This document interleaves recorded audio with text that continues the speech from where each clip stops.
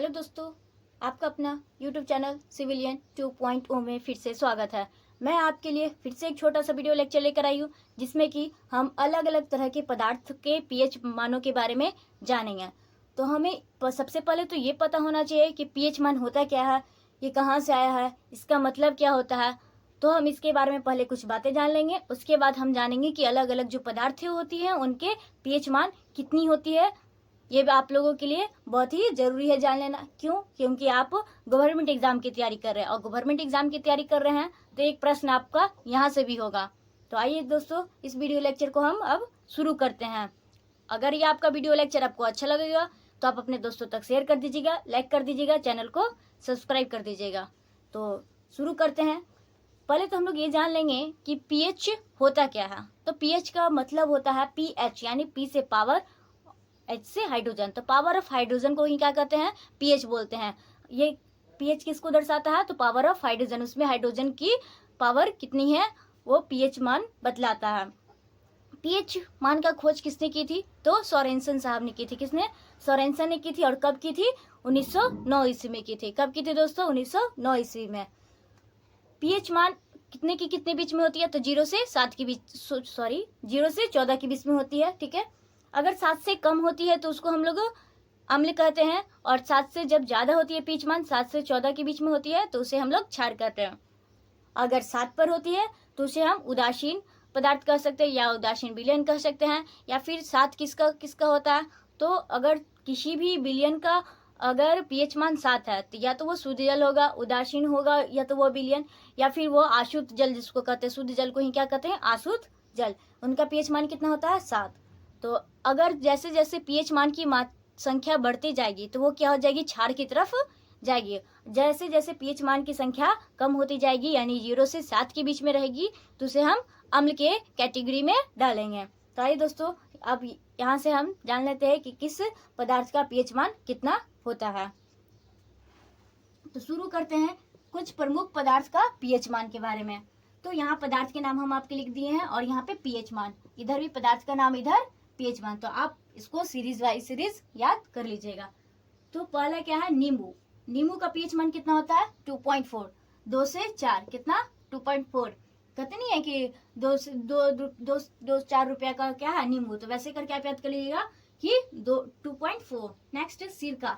सिरका को क्या कहते हैं? विनेगर, यानी कि उसका पीएच मान कितना होता है? 3। कितना होता है दोस्तों? 3। नेक्स्ट शराब। शराब का पीएच मान कितना होता है? 3.2 से लेके 3.9। नेक्स्ट देखते हैं दोस्तों टमाटर। टमाटर का पीएच मान कितना होता है? 4। कितना होता है? 4। Next beer. बियर का पीएच मान कितना होता है? 5। कितना होता है दोस्तों? 5। नेक्स्ट देखेंगे कॉफी। कॉफी का पीएच मान कितना होता है? 5.5। कितना होता है दोस्तों? 5.5। नेक्स्ट दूध। दूध का पीएच मान कितना होता है? 6.3। कितना होता है दोस्तों? 6.3। नेक्स्ट लार। लार का पीएच मान कितना होता है? 6.5 से लेके 7.5। 6.5 से 7.5। नेक्स्ट मूत्र यानी यूरिन। यूरिन का पीएच मान कितना होता है? 5.5 से लेके 7.5। नेक्स्ट हम लोग यहाँ से देखते हैं रक्त। रक्त का पीएच मान कितना होता है? तो 7.4। कितना होता है दोस्तों? 7.4। नेक्स्ट वर्षा जल। वर्षा जल का पीएच मान कितना होता है? 5.5। अगर इससे कम हो गया, अगर 5.5 से कम हो गया वर्षा जल, तो क्या हो गए? हमारे जो भी उसको हम लोग अम्ल वर्षा कहेंगे, जो हमारे मनुष्य सभी चीजों के लिए, वातावरण के लिए बहुत ही हानिकारक है। इसलिए, और इसका वर्षा जल का होने का प्रमुख कारण है वायुमंडल में जो प्रदूषण हो रहे हैं, इनमें NO2, कौन? NO2 और SO2 की मात्रा वायुमंडल में अधिक होने के कारण वर्षा जल होती है। तो इनका प्रमुख कारण क्या है वर्षा जल होने का? तो NO2 और SO2, नाइट्रोजन के ऑक्साइड और सल्फर के ऑक्साइड प्रमुख कारण है अम्ल वर्षा होने के। ऐसे वर्षा जल का पीएच मान कितना? 5.5 से ठीक रहेगी तो ठीक है, अगर उससे कम होगी 5.5 से तो अम्ल वर्षा की कैटेगरी में हम लोग डाल देते हैं। नेक्स्ट शुद्ध जल। शुद्ध जल जो हम लोग प्योर जल जिसको बोलते हैं, प्योर जल का पीएच मान कितना होता है? 7। या फिर कोई विलयन उदासीन है तो उसका भी पीएच मान कितना होगा? 7।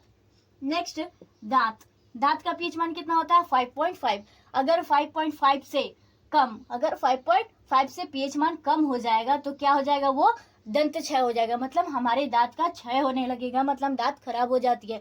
इसलिए हम लोग क्या करते हैं, अगर दांत खराब होती है, जैसे कि हम लोग रात में सोते हैं तो हमारे दांतों में क्या होती है, हम लोग खाना वगैरह खाएं, उनकी कुछ कण हमारे दांतों में रह जाती है, तो क्या होती है, बैक्टीरिया क्या करती है, रात भर में हमारे दांतों को क्या करती है, अम्ल बना देती है, क्या करती है, अम्ल पूरा बना देती है। जिस कारण से हम लोग सुबह में क्या करते हैं, हम लोग टूथपेस्ट का यूज करते हैं। क्या चीज का यूज करते हैं दोस्तों, टूथपेस्ट का, जिसमें कि टूथपेस्ट क्या होता है, उसमें क्षार मौजूद होते हैं, और क्षार और अम्ल, हमारे दांतों में क्या होती है, अम्ल होती है और क्षार, जो कि हम लोग टूथपेस्ट के फॉर्म में यूज करते हैं। अगर हम लोग सुबह सुबह ब्रश कर लेते हैं तो क्या हो जाते हैं कि वो अम्ल और क्षार मिलकर उदासीन बन जाती है और हमारे दांत को क्षय होने से बचाती है। तो दांत का पीएच मान 5.5। नेक्स्ट आंसू, जो हम लोग रोते हैं तो आंसू निकलती है, उनका पीएच मान कितना होता है, 7.5। नेक्स्ट समुद्री जल, समुद्री जल क्या होती है, सुने होंगे कि खारा होता है, समुद्र का जल कैसा होता है, खारा। तो क्या होता है, देखिए क्षार की कैटेगरी में है, यानी जितने भी 7 से ज्यादा है सब क्या क्षार की कैटेगरी में, अच्छा 7 से कम है जो क्या है अम्ल की कैटेगरी में है। तो जो समुद्री जल होता है उनका पीएच मान कितना होता है, 8.5। कितना होता है दोस्तों, 8.5। नेक्स्ट पौधे, जो हमारे पेड़ पौधे होते हैं उनका लिए भी एक निश्चित पीएच मान होना जरूरी है, नहीं तो वो अच्छी तरह से क्या ग्रो नहीं कर पाएंगे, उत्पादन नहीं कर पाएंगे, अच्छे से वृद्धि नहीं कर पाएंगे। तो इनके लिए पीएच मान भी एक फिक्स होता है, कितना, 6 से 7 के बीच में होती है। नेक्स्ट मानव शरीर, हमारे मानव के शरीर का खून, लाल, ये सब का अलग अलग होता है, लेकिन एवरेज कितना होना चाहिए, 7.35 से लेके 7.45 होता है। मानव शरीर का पीएच मान कितना होता है, 7.35 से लेके 7.45 के बीच में होता है। तो आपका इतना सारा हम आपको बता दिए हैं, इम्पोर्टेंट, आप इसको अच्छे से याद कर लीजिएगा, एक नंबर आपको यहाँ से जरूर मिलेंगे। तो थैंक यू दोस्तों, आज का वीडियो लेक्चर यहीं तक।